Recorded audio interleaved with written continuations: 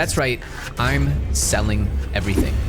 The title is not clickbait. This is 100% the most important video and the most important warning I can give to all of you right now. If you've been watching this channel for the last 12 months, you know that we have been non-stop bullish from about $19,000 Bitcoin when they first bailed out the banks in March of last year, almost exactly 1 year ago today. However, now today we are reaching Bitcoin's new all-time high. We are spitting distance from making history by breaking all-time highs before the halving. After an historic ETF victory and Wall Street literally buying Bitcoin like a crackhead on the corner trying to get their fix. And so today's episode should be shocking to you because I really do want to catch your ears with this warning. I'm going to sell everything. What?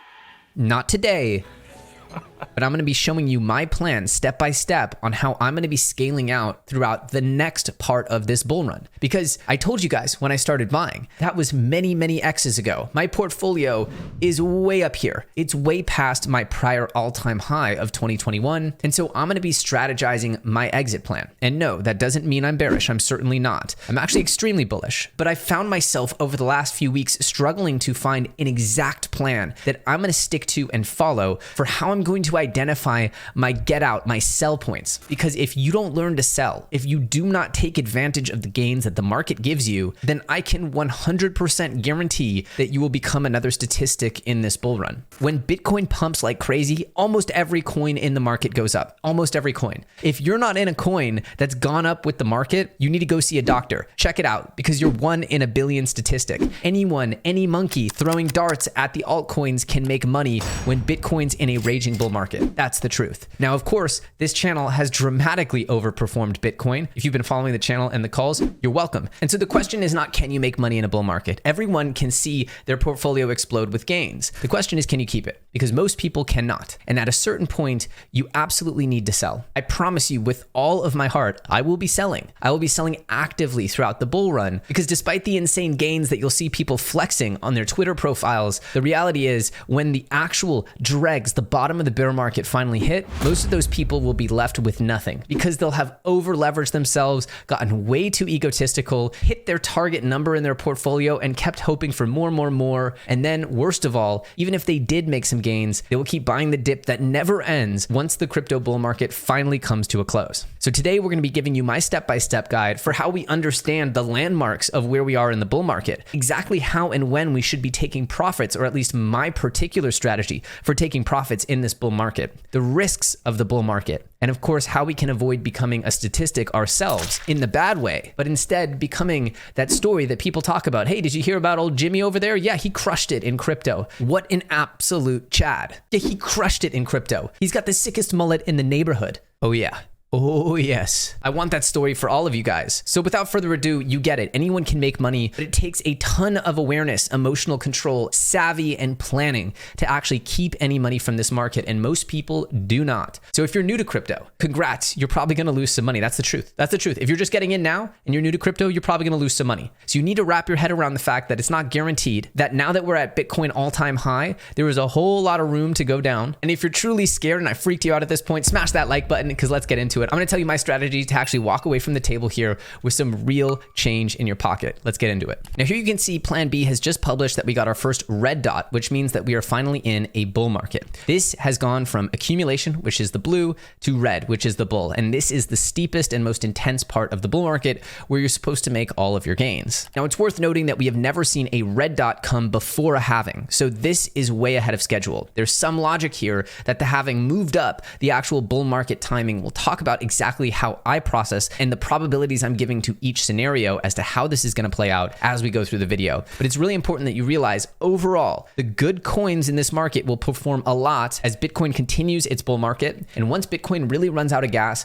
the whole market will have a ton of trouble. It's time to really get out. Or at least if history is any guide, you want to GTFO with your gains and literally do it as soon as you know that Bitcoin is out of gas because it just becomes worse and worse from there. However, I do want to point out one thing, which is that there's a video that just dropped on my good buddy Eric Crown's channel, Eric Crown Crypto. Now, he's not a moon boy at all, not at all, but he's saying that an indicator that he trusts above all others, which actually represents Bitcoin's basement price, the absolute lowest price that it can be traded at, effectively has almost never been wrong for more than a few days. It's only been violated slightly for a few days in Bitcoin's history, will go up to $60,000 as soon as we hit the halving next month. So right now it's about $30,000, but it's going to double as soon as we hit the halving next month. So while we do have a few weeks between now and then, starting in April, the lowest possible price that this indicator will ever say that Bitcoin will trade at is $60,000, and it hasn't been wrong yet in Bitcoin's history. So take that as you will, but effectively Crown's analysis is that the probabilities are that Bitcoin never violates the $60,000 price range again after April, ever. After knowing this guy for quite a long time, I've never heard him make such a bold prediction. Again, I'm sure he's not giving this 100% likelihood, and I don't want to put words in his mouth, so check out that video. But this is extremely important to understand that as we break above this prior all-time high, usually the price doesn't ever violate that again. Now, the first bull market top was about $1,100. You could see the bottom of the bear market after 2018 only came down to $3K, so it never got down to that $1,000. Now, our next high was $69,000. The prior high before that was $20,000, and as you can see, everything under that $20,000 mark, right down here, it really didn't stay down there for long. You could see it really didn't want to go under it, and when it was under it, those were just kind of like those intergalactic buys down here. It really didn't last that long, and that was the ultimate bottom. You can honestly think that everything under 20K was just a scam created by the FTX dump. That shouldn't have ever happened. Like, that was an unnatural happening. Really, in any normal world, $20,000, that prior all-time high, that should have been a hard bottom for this Bitcoin bear market. But, we had a little bit of a deviation. So following in history, once we break above this prior all-time high of $69,000, that $60,000 to $69,000 level, that should really be the basement price going forward if history is any guide. So take with that what you will. But understand the question really isn't how low could it go in the future. The question is, how high will it go this time? So let's get into the main part of this episode, which is how do we know when Bitcoin has really reached its top? Because that's about when you'll start seeing money rotate into alts. You'll see about a month of altcoin euphoria or something like that, and it's time to start planning your exit from this market. But before we do that, let's go into why I think Bitcoin is really only just getting started. Now, the truth is that Bitcoin isn't the only market that's heating up. In fact, the mainstream stock market is at all-time highs. And there's an analysis by Jason Pizzino that I've been following that is the 18.5-year housing cycle, which has a way longer amount of data to rely on. And based on that cycle, we still have about 2 years left here before we top as we're moving into 2026. And then we should expect a prolonged bear market that should last effectively until 2030, if this is in any way accurate. We also know that mainstream markets are going buck wild, with stocks like Nvidia printing absolute monstrous gains, actually worth more than the entire cryptocurrency market combined, just one stock. And according to the legendary Ray Dalio, he doesn't even think we're in a bubble period yet. And even though some of the parts that have rallied the most and gotten the most media attention don't look very bubbly, the market as a whole is in mid-range, 52nd percentile, as shown in the charts. These levels are not consistent with past bubbles. You're talking about one of the best Wall Street hedge fund managers of all time, and he's saying, look, this isn't a bubble yet in the mainstream markets. And remember, there's some correlation here between crypto markets and mainstream markets. If anything, Bitcoin still not being above all-time high means that it's wildly underperforming the mainstream markets, which the S&P and NASDAQ are both well above their prior all-time high peaks of 2021. And let us not forget the biggest bull catalyst, which is probably the reason why Bitcoin is moving so far so fast ahead of the halving, which is this ETF. Look at the inflows of the ETF. Compare that with gold, which happened in the early 2000s, and you can see the inflows into the Bitcoin ETF are absolutely ridiculous. There is no comparison to the amount of hunger that Wall Street has for Bitcoin. And as Matthew here says, there is no second best. In just a few weeks, just BlackRock alone holds over $10 billion worth of the Bitcoin ETF. And daily inflows into Bitcoin ETFs are somewhere in the range of 10 times the amount of new Bitcoin being mined. And when the halving happens next month, that'll get cut in half, meaning that if the inflows stay consistent, there'll be about 20 times the amount of daily newly mined Bitcoin. Now, at this point, I honestly see why the powers that be fought against the Bitcoin ETF so unbelievably hard, because it really is that good for Bitcoin to have this daily recurring bid from Wall Street of hundreds of millions of dollars just taking Bitcoin off the market. And we can assume that at least these buyers are going to look for long-term capital gains treatment. So they're not going to try to instantly scalp these little trades like we see is happening every day on Binance and KuCoin and all those exchanges. Yeah, a lot of those traders don't live in the United States and they're just trading for little bits of gains. Whereas these ETF buyers are probably buying from their retirement funds. They're buying to hold this for the duration. These are not your quick hit traders, and most likely this Bitcoin is going off the market for a very long time. And even though some tried to resist the allure of the ETF, we're now seeing caving in from Wells Fargo and Bank of America's Merrill Lynch, as they're now going to start offering this Bitcoin ETF to their clients. In a lot of ways, we're really just getting started here with this ETF buying pressure. It hasn't fully saturated the distant corners of the TradFi business. It's only just warming up, and there's no better marketing than big green numbers, which Bitcoin has been supplying in spades since that low of 38,000, where we actually made a video saying, hey, it's the best time to look for 20x altcoins exactly on the day of the Bitcoin low. Again, I'm not going to claim that I had a crystal ball, but when you have a thesis to buy big dips during a bull market, which is something we'll be talking about here, that is something you just got to stick to, even if it's uncomfortable. And if that wasn't enough to see the ETFs, it's not unlikely that we'll see something like a nation state admitting that they've been buying Bitcoin. And once that happens, the transition for nation states replacing their gold reserves with Bitcoin reserves, that, my friends, is a whole new era, a decentralized reserve asset. That's what Bitcoin is really headed towards, and there will be no more significant marking of it than a nation state actually buying into our bags. So Ryan Selkis here is predicting that it's the Saudis, and effectively if the Saudis do this, the American government effectively cannot do anything to hurt their bags, because then we won't be friends anymore, and we need the Saudis for their oil,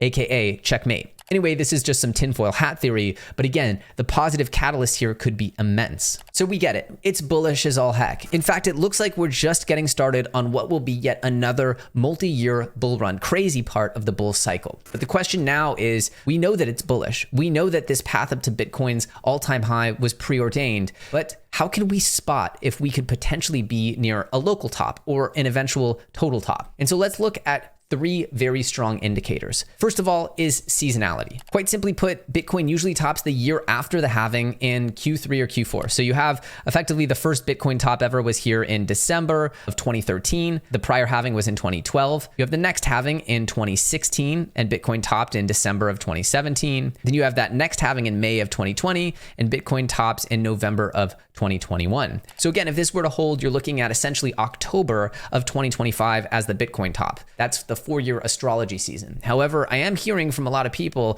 that they're not a firm believer that the 4-year cycle is doing its thing anymore. In fact, the Bitcoin ETF has caused people to wonder whether the cycle is translated to the left a little bit. Has it been pulled forward a little bit? And the question, I think, is not has the cycle been pulled forward, but really, what is the way to spot a Bitcoin top? So let's get into that, because I do believe that this will last at least through 2024 and likely into 2025, but there will be signs if we see a blow off top, and I'll show you those. First and foremost, we have Coinbase app RankBot. Check this out, Coin app RankBot at Coin app RankBot. And they want to be clear, they're not associated with Coinbase, but essentially this just shows you the rank of Coinbase app. And when it hits number 1 on the App Store, that has been almost exactly the timing of the Bitcoin cycle top in all previous cycles. If you had simply sold when this app ranks number 1 in the App Store in 2017 and in 2021, you'd have pretty much timed the top just perfectly. It indicates an overwhelming surge of retail attention, crypto being the main topic, and that usually is something that smart money sell into. That's just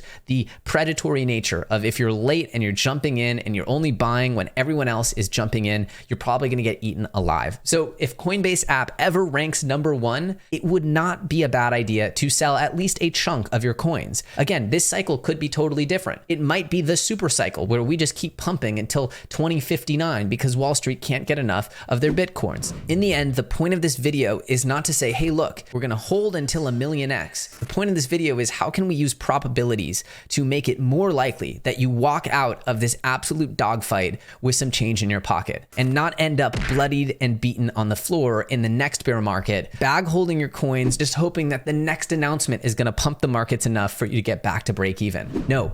Don't do that. Use statistics, history, and probabilities to make it more likely for you to succeed. It's exactly what I did when I started buying aggressively under 20K last year. I used the statistics of the 4-year cycle mixed with the bank bailouts injecting more liquidity and other signs that I was just seeing in the charts that made me confident, hey, look, I think we've switched into a new market cycle. It's more likely to me that the risk of being out of the market is going to leave you sidelined than the risk of Bitcoin dropping some more. So I made that probabilistic jump, and that totally saved me. In fact, it's been life-changing for my portfolio. So I want the same probabilistic jump to happen when I'm seeing signs at the top. And Coinbase app rank reaching number 1 is a very simple one that you can literally follow this Twitter and get a notification when it happens. And even if you think we're going to go much higher, probably a good idea to just take a little bit off the top. Now, another very reliable top signal is this MVRV Z-score, right? The MVRV Z-score. Okay, this is another way to visualize the cyclicality of Bitcoin price, and you're examining the aggregate cost basis of Bitcoin supply.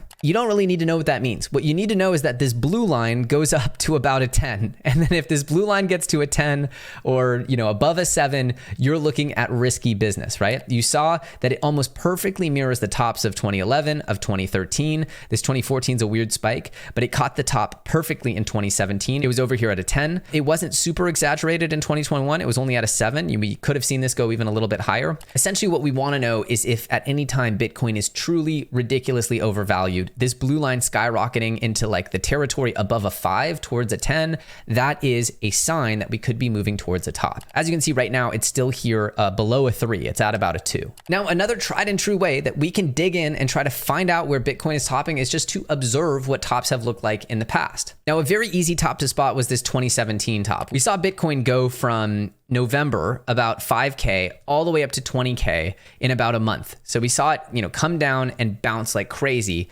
And then in just a few days, it went from 20K, and you can see this, all the way down, it wicked down to 10K. Now, this drop is extremely scary, but what happened next is how you're very sure that it was the top. Because look, it goes all the way down to 10K, and then it makes this run up here, and it tries to get back up to 20K, but it fails. And right here, this failure at 16K, when it gets rejected, you know now that this thing is absolutely heavy, and your chance of it making its way back up to 20K is very, very low. So what you want to say is, okay, nobody's going to nail this first drop down. That's not realistic that you're going to know exactly that first drop. It'll happen suddenly, but it's this second rally up and the failure to reclaim after a parabolic rise, right? So you have your parabolic rise, then you have your drop and your fail to reclaim. Those are your signs. Those are your textbook signs. And again, this isn't a perfect science, but this can help you, right? Because as we saw here in 2021, we saw Bitcoin go from, in March of 2021 being about 40,000 up to almost 70,000 here by April. So we have literally a 1 month span where it goes up about 40,000, and then it completely collapses here below this level. That was this prior support. So you see how it bounced off of this level and then it violated it, right? It goes below that level. And then once again, we have the failed reclaim. So there is your spot, right? Where maybe this happened too fast for you, this drop here from 65K down to 47. But now you're seeing, okay, this is a really critical change in price where it's violated this prior support and now it fails to reclaim that high and we know we're going lower. Okay, that was a huge collapse. But then once it started to reclaim this 50K area, you're saying, this looks a little different. Okay, this looks a little different. Let's get back into the game. But once again, we have a drop, a failed reclaim, and then we collapse. The problem with last time is Bitcoin's blow off top wasn't all that obvious. But if you looked at leading narratives, it becomes really obvious to spot blow off tops. So one of the things that we talk a lot about on this channel is altcoins. So what you want to do is start looking at altcoins and specifically altcoin leaders in their categories and start trying to understand if you can spot blow off tops in those category leaders, because that would signal potentially a blow off top for the entire category. One thing that you also need to know is that after Bitcoin has its final move and starts to crash, usually within the next 4 weeks, altcoins will have an absolutely mind-bending run. And we saw that in textbook fashion in 2021. Specifically, we can look at the Sandbox. Okay, Sandbox was one of the leading metaverse plays. Obviously, they haven't quite lived up to their hype from back in that day. You can see here, Sandbox's market cap went from 600 million all the way up to 6 billion, almost 7 billion, a 10x jump in the billions of dollars in the space of just a month, right? So from October 26th to November 28th, almost exactly a month, they added literally $6 billion in market cap. That is an astronomical rise. But then you see they drop down here to about 4.3, and then they did this failed reclaim, and boom. And so now once you see this failed reclaim, let's say you were a sandbox holder, or you're just looking at this entire sector, this little price action of the drop here, the failed reclaim, and then we're still dropping. And meanwhile, by the way, by this point, Bitcoin had already blown off, right? We look here in late 2021, we can see this was the top. By December, we've already seen this wick, right? We see on Saturday, December 4th, this big wick down in Bitcoin where this is going almost below these prior supports significantly. And you can see this huge wick down is clearly a sign, and then we failed to reclaim again. This is all bad. This is all bad in Bitcoin. So if you're seeing Bitcoin weakness like this coming off of a huge high where you make your way down from 69K all the way down to 40K in the space of a couple of weeks, and you have these failed reclaims, that's looking all kinds of bad. Then you jump into your category leaders and you see parabolic rise, huge multi-billion-dollar 10x rise. You see a drop here and a failed reclaim.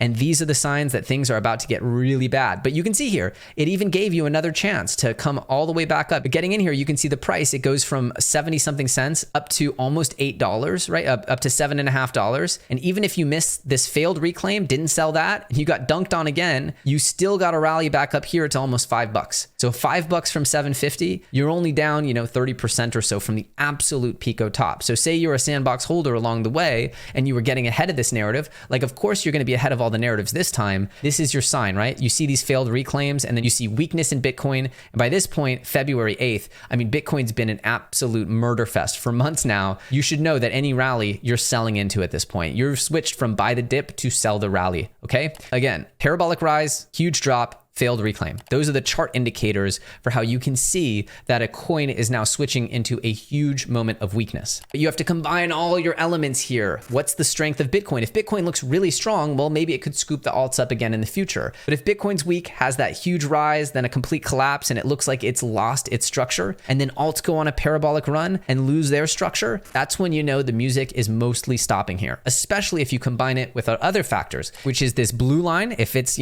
above a 5 or a 6 here in the between a 7 and a 10, that's a good sign that Bitcoin could be overvalued. And then let's check in on the Coinbase app rank. Is Coinbase one of the top 10, top 20 apps in the world? Is retail flooding in? Is everybody buying meme coins and going crazy and talking about how much money they made in crypto at the barbershop? There are signs that maybe the market's overheated and probably the music is stopping. Now, not learning to sell your crypto is easily the biggest mistake you can make in this entire market. The second biggest mistake you can make is not the simple act, in my opinion, of protecting your data in this absolutely crazy world. The more you expose your data, the more malicious actors will attempt to target you. And in my view, there's no simpler way to clean up a ton of data leakage than using a VPN. And that's why I'm proud to have partnered with NordVPN to help my entire audience get super cheap access to, in my view, the single highest ROI product on the market. You see, yes, the blockchain is decentralized, but every time you browse to Uniswap, to CoinGecko,